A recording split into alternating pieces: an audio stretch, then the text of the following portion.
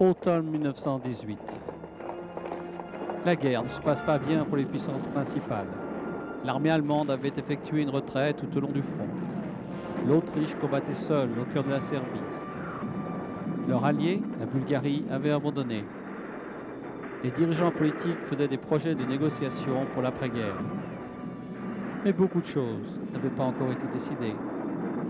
À travers le monde, les troupes étaient désorientées. On voyait s'élever des cendres du conflit de nouvelles ou de vieilles nations, tout comme par exemple la Pologne qui faisait partie d'empires anciens et qui demandait son indépendance. En Russie, la révolution était un grand sujet de préoccupation. Des sections entières de ce vaste empire tombaient en ruine. Pendant l'époque de la guerre, l'Amérique a envoyé au tsar beaucoup de choses qui ne devaient pas tomber entre les mains du nouveau gouvernement communiste. Et c'est ainsi qu'un soldat sans renom du nom du major général William S. Grave a reçu l'ordre du ministre de la Défense américain de s'empresser de quitter son poste au camp Fremont en Californie pour aller à Kansas City dans le Missouri. Il y a rencontré le ministre de la Défense à l'hôtel Baltimore.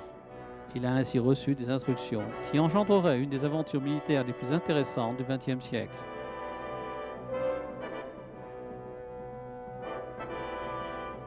À Kansas City, le ministre de la Défense Newton D. Baker attendait le général avec des instructions qui avaient été soigneusement formulées et approuvées par le président des États-Unis, Woodrow Wilson. Wilson avait clairement remarqué le désordre et la confusion provenant de la retraite russe dans la guerre contre l'Allemagne. Le traité de Brest-Litovsk menaçait les efforts militaires des Alliés et donnait à l'Allemagne la chance d'intercepter une quantité considérable de matériel militaire qui avait été envoyé en Russie pendant que ce pays était encore un allié. Le ministre de la Défense a donné au général Grave une enveloppe scellée contenant la stratégie américaine dans le conflit russe. Grave apprit qu'il commanderait une expédition militaire américaine dans ce pays. Le ministre, Baker, lui a donné le conseil suivant. Faites attention où vous mettez les pieds. Vous allez marcher sur des œufs chargés de dynamite. Dès la fin de l'été 1918, les habitants de Vladivostok en Sibérie attendaient l'arrivée des premières troupes américaines qui faisaient partie de l'expédition militaire. Vers la fin septembre, le major général Grave et son équipe, qui avait été soigneusement choisie, étaient prêts à se lancer dans leur aventure militaire au cœur de la Sibérie. Sous le commandement général du 27e régiment d'infanterie, du 31e régiment d'infanterie, du 17e hôpital d'évacuation et des unités administratives de soutien, l'expédition militaire avait au total 10 000 hommes et officiers.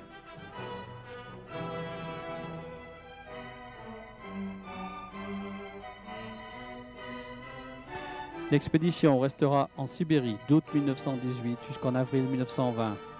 Le rapport d'activité de l'expédition mentionnera des villes telles que Vladivostok, Khabarovsk, Harbin, Chita et d'autres.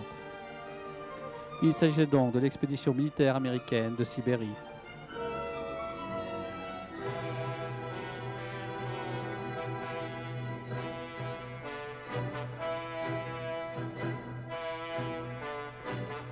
L'expédition militaire américaine, ou AEF, American Expeditionary Force en Sibérie. Elle représente un point secondaire intéressant de cette guerre. Elle a commencé au début de la Révolution russe. Elle avait pour mission de protéger le matériel militaire allié qui avait été donné à la Russie impériale. À présent, les Alliés n'étaient pas sûrs de ce qu'ils allaient faire. C'est pourquoi on a envoyé cette expédition qui soutenait en quelque sorte les troupes blanches. Il y a même eu des combats entre les troupes russes rouges et les Américains en Sibérie.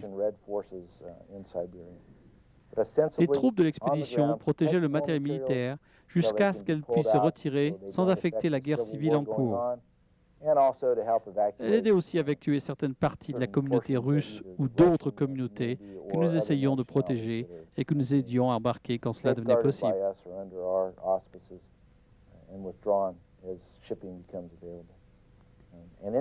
Et en Sibérie, vous aviez les Américains et les Japonais qui étaient alliés.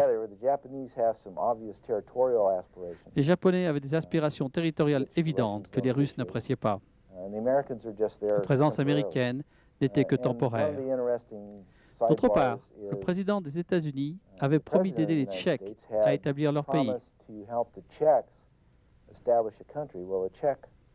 Eh bien, les Russes avaient été utilisés par les Russes comme force de combat contre les Autrichiens hongrois, comme des combattants pour la liberté, si vous voulez.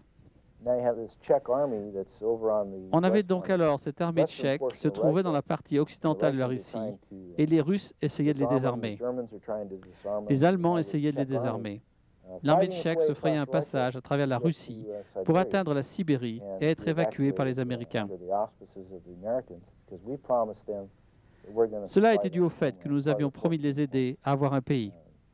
Cette promesse faisait partie des 14 points essentiels présentés par le président. Alors c'était une aventure intéressante de voir ces Tchèques se battre pour se frayer un chemin afin d'atteindre le point d'évacuation. La ville de Vladivostok, avec sa baie stratégique de la Corne d'Or, était le centre géographique de cette expédition militaire. Les quartiers généraux situés dans cette ville du Nord, le général Grave était maintenant préparé à suivre les objectifs présentés dans les directives du président Wilson.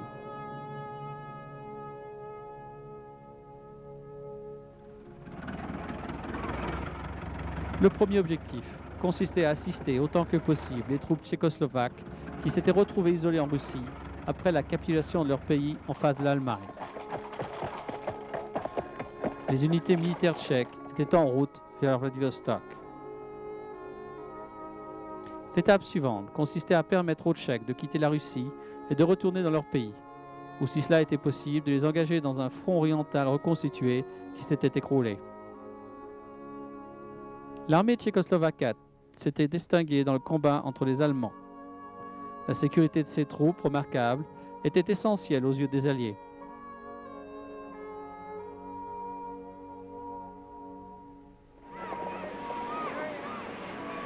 Le deuxième objectif était de garder le matériel et l'équipement militaire qui avaient été envoyés en Russie lorsqu'elle était en guerre contre l'Allemagne. La Russie n'étant plus parmi les combattants, on devait protéger le matériel militaire allié de façon à ce qu'il ne soit pas confisqué ou détruit par des opposants.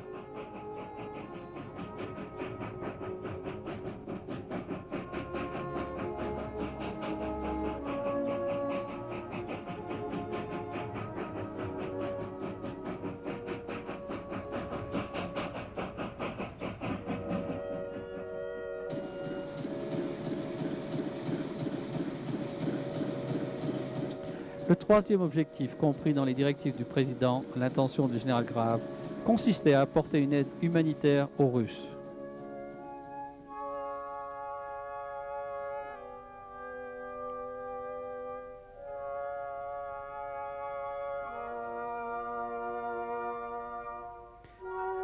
À cause du conflit national, des milliers de Russes étaient sans abri, ce qui avait aggravé le problème des réfugiés.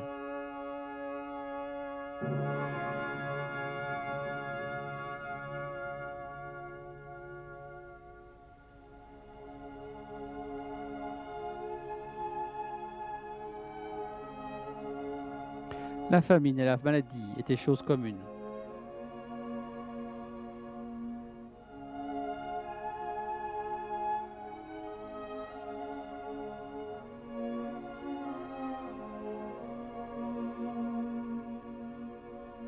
Les réfugiés cherchaient des abris dans les moindres endroits, dans des gares, dans des wagons et dans des refuges improvisés.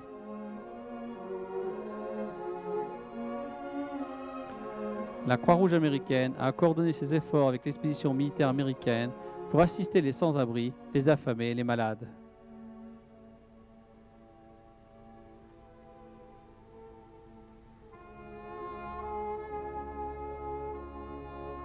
Le Dr. R.B. Tussler était le directeur de la coalition de la Croix-Rouge américaine en Sibérie. Grâce à son équipe et à des infirmières et des médecins, il a marqué l'histoire de la Croix-Rouge américaine.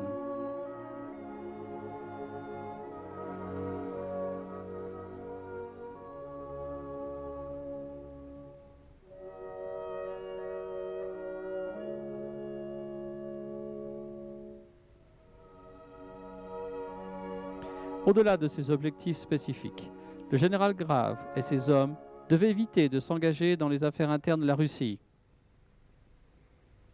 Cette directive présidentielle avait été plus facile à donner qu'à suivre. Le général Grave, diplômé de West Point en 1889, s'appliquait à suivre ces directives avec persévérance pendant la période difficile de l'expédition en Sibérie.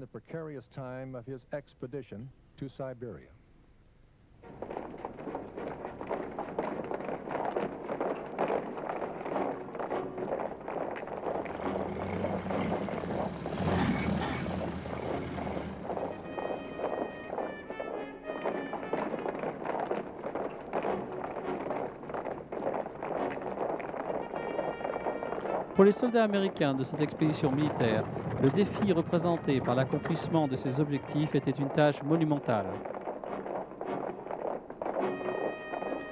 De plus, la vie militaire en Sibérie était inhabituelle et difficile.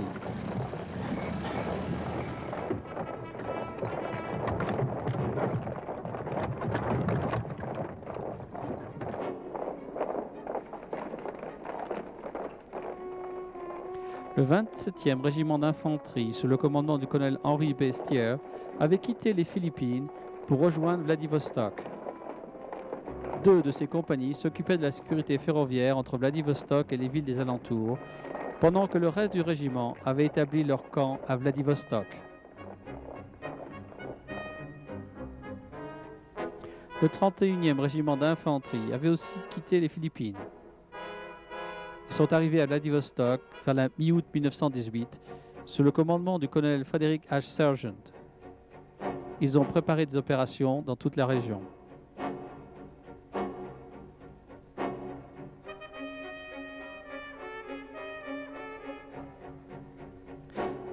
Les responsabilités de la garnison en Sibérie demandaient un entraînement important.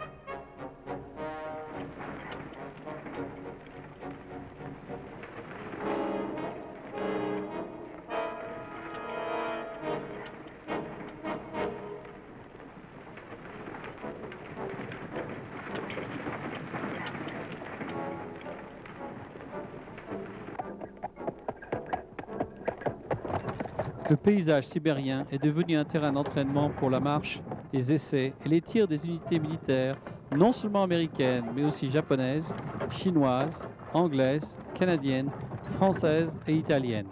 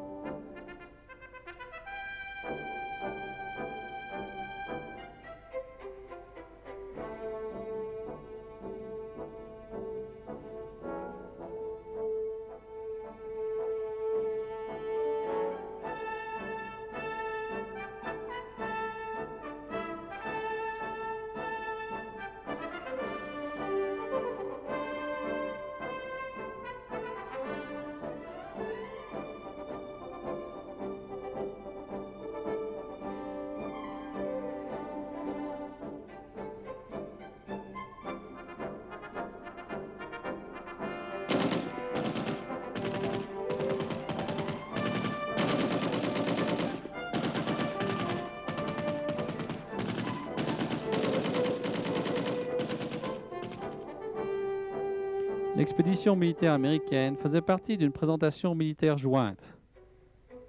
Craignant les conséquences du traité de Brest-Litovsk, le Conseil suprême de guerre des Alliés a dirigé son action militaire en direction de la Russie du Nord, ainsi qu'en direction de la Sibérie.